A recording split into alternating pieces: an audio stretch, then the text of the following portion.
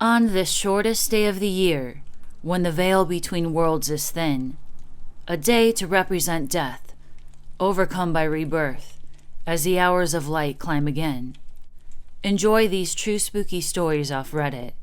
Perhaps, afterwards, you'll ring in a visit of your very own.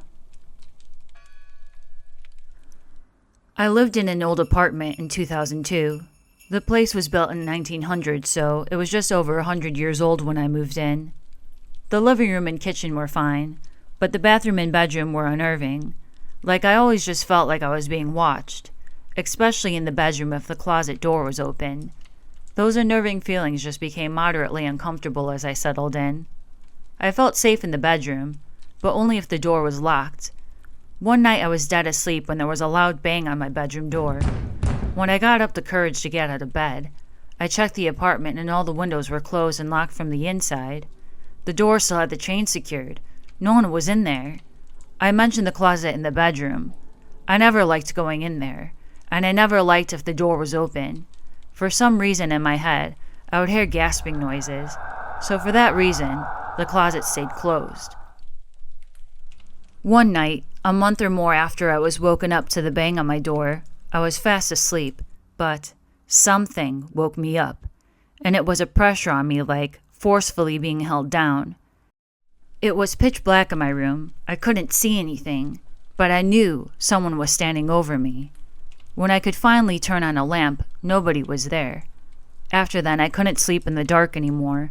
I had to sleep with a lamp on. That incident scared the life out of me. Friends would come over and comment about being uncomfortable in the bathroom. It became so unsettling for me that when I had the chance to move to another unit, I jumped at it. I packed up and got out. After I left, several people rented the apartment, and they would move out within months. I became friendly with the building manager, and I told him that I felt the place was haunted. He sort of just laughed it off. Years after, they were renovating the place. The manager was doing some painting in there. The building owner was there too. I went and checked out the apartment. It looked nicer. It didn't feel as creepy.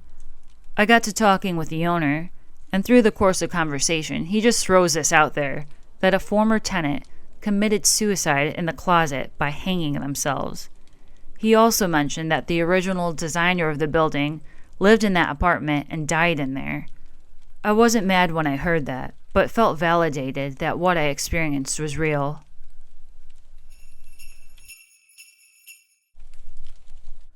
My girlfriend had always told me her house was haunted. I would always hear creaks and stuff upstairs, and the occasional footstep, but I had always played it off as normal house noises until one night in August of this year. We were downstairs watching TV like usual, about to go to bed when we both got a very weird feeling almost simultaneously. She gave me a weird look, and I didn't think anything of it, so we went to bed. After a few minutes of her on Twitter and me on Reddit, we put our phones down and roll over to go to sleep.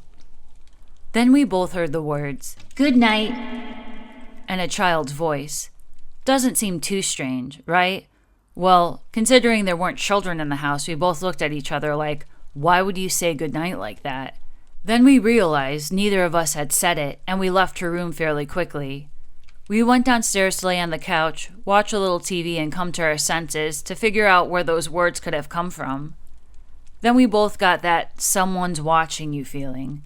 Not like, oh, that dude over there has been staring at me, but, something will not take their eyes off of me no matter what I do feeling.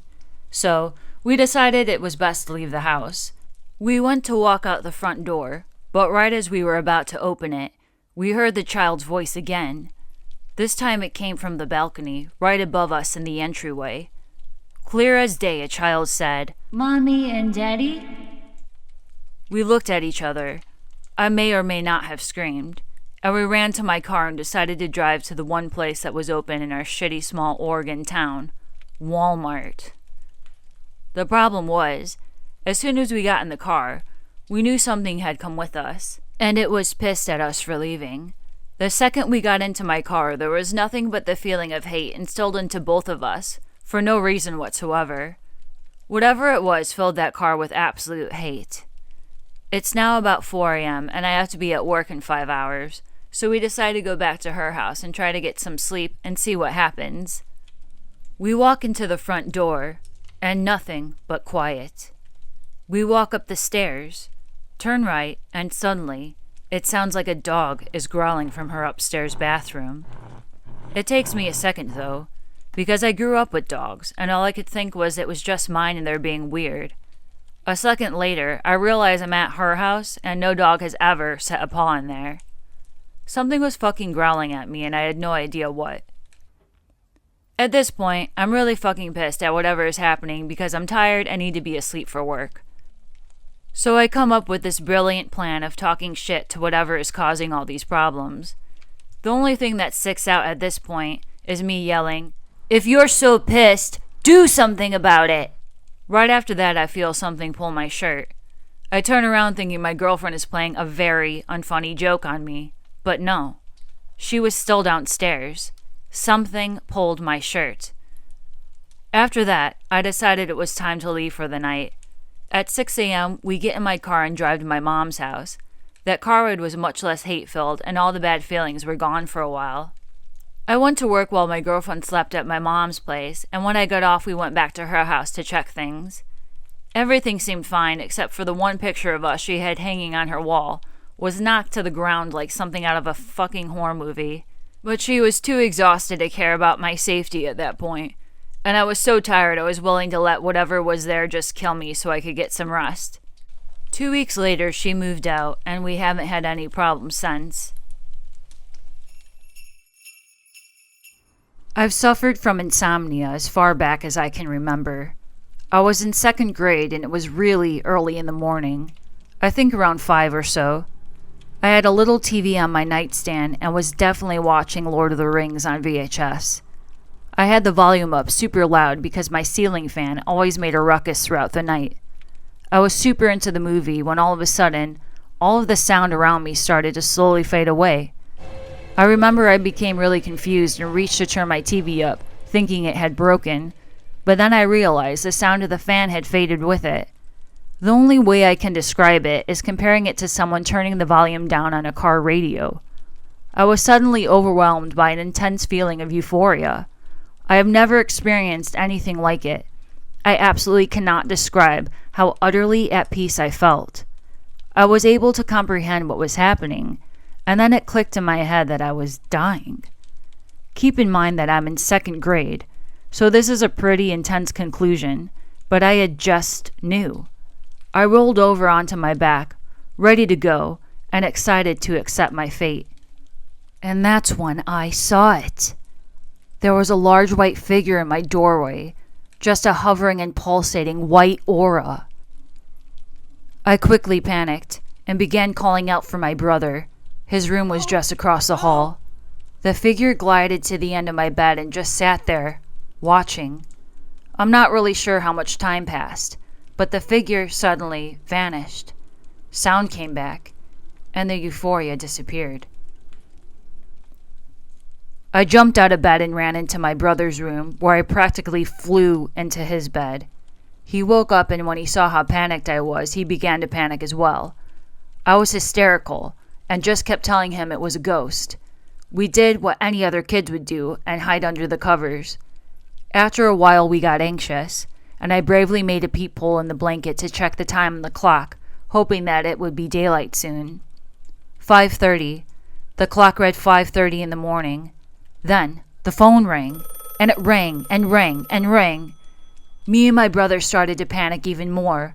Then, silence. Once again it began to ring, and ring, and ring. We jumped out of bed and took turns running from light switch to light switch, until we had a light path to the living room. Our house was 5,000 square foot. This was not a very easy task. We got to the living room and watched cartoons until my mom woke up. She was livid, yelling at us for being up so early. I told her I saw a ghost, which only made her more upset. My brother, who was always tormenting my irrational fears, got mad at her and started telling her this was not a joke and it wasn't my imagination. I started telling her to check the phone because I saw the ghost around 5:30, and it must have been the ghost who was calling. She went to check the phone and went to the other room for a while. Suddenly, she wasn't upset anymore. When we asked if it was said ghost, she said it was a telemarketer. She was so nice about it and let me sleep in her room for the next few days. I thought maybe since it was my brother's birthday that day, she didn't want to argue, but she never let me sleep in her room. 2 days later, I got home from school. My mom called me into the family room and told me to sit on her lap. She needed to tell me something. My great-grandmother passed away in the hospital at 5:30 a.m., the same time I saw the ghost, and the phone calls were my grandma calling to notify us of her passing. Me and my great-grandmother were extremely close. To this day, I still get chills thinking about it.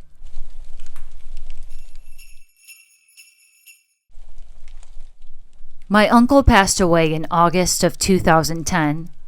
Right before he died, maybe a week or two, we were joking about this and I said, "I wonder if ghosts can see us on the toilet." He replied, "I don't know, buddy." The conversation ended and he passed away a week or two later from heart failure out of the blue. He was like my dad and it absolutely destroyed me as a result. I have a friend that claimed to be a psychic, but I never really thought about it. One night she calls me at like 3 a.m. and says, "Your uncle wants me to tell you something. I don't know how to word this, but here's my best try. I can see you on the toilet, buddy." I literally lost it. I don't know how I wanted to react to it because at first I thought she was making fun of it. But he had this special way that he pronounced buddy, so that it sounded like a drawn-out pronunciation of body. She said it just like him. To add to it, she never knew about the conversation between us. I still don't know what to do with that information.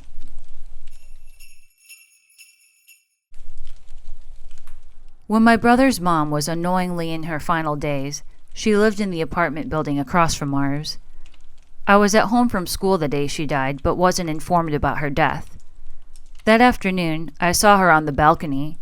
I waved at her from mine, and she waved back. Just then, my dad got home, and she went back into her apartment. He told me to sit down. My brother was there. He then told me she had passed away that morning, but I didn't believe him. He also joked about being fired from his job in the past, and also because I just saw her wave at me. Then my brother began crying, and that's how I knew it had to be real. But I never said that she waved at me. His mom had actually died, and I have her smile and wave engraved in my mind, a pleasant memory of her forever.